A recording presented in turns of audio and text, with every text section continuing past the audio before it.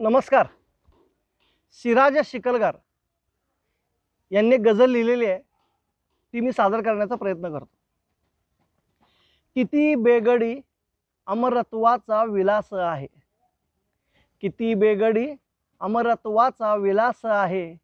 जीवन म्हणजे घडीभराचा प्रवास आहे, जीवन म्हणजे घडीभराचा प्रवास आहे.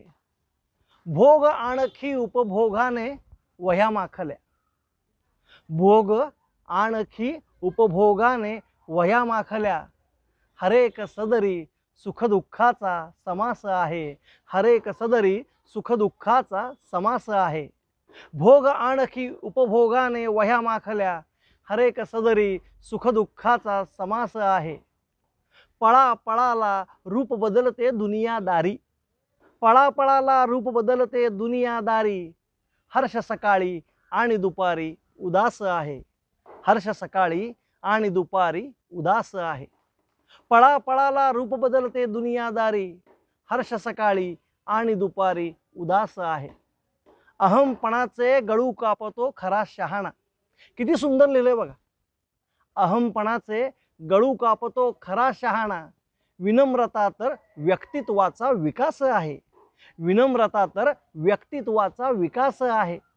अहमपणाचे गळू कापतो खरा शहाणा, विनम्रता तर व्यक्तित्वाचा विकास आहे. वदन हासरे फुलासारखे सदा भासते, वदन हासरे फुलासारखे सदा भासते. सत्कर्माचा सदैव सोबत सुवास आहे, सत्कर्माचा सदैव सोबत सुवास आहे. वदन हासरे फुलासारखे सदा भासते, सत्कर्माचा सदैव सोबत सुवास आहे. माय पित्याच्या मुखड्यावरचे हास्य सांगते. काय सुंदर लिहिलंय हो.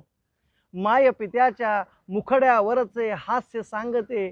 केवळ तेथे खऱ्या सुखाचा निवास आहे, केवळ तेथे खऱ्या सुखाचा निवास आहे. माय पित्याच्या मुखड्यावरचे हास्य सांगते, केवळ तेथे खऱ्या सुखाचा निवास आहे. बेबनाव जर नात्यामध्ये घर कोसळते, बेबनाव जर नात्यामध्ये घर कोसळते. काय सुंदर लिहिलंय बघा. नात्यामध्ये जर बेबनाव आला तर घर उद्ध्वस्त होतं. बेबनाव जर नात्यामध्ये घर कोसळते. महालवाडा तिथे वाटतो भकास आहे, महालवाडा तिथे वाटतो भकास आहे. बेबनाव जर नात्यामध्ये घर कोसळते, महालवाडा तिथे वाटतो भकास आहे.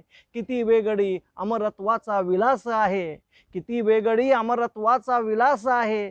जीवन म्हणजे घडीभराचा प्रवास आहे, जीवन म्हणजे घडीभराचा प्रवास आहे. धन्यवाद.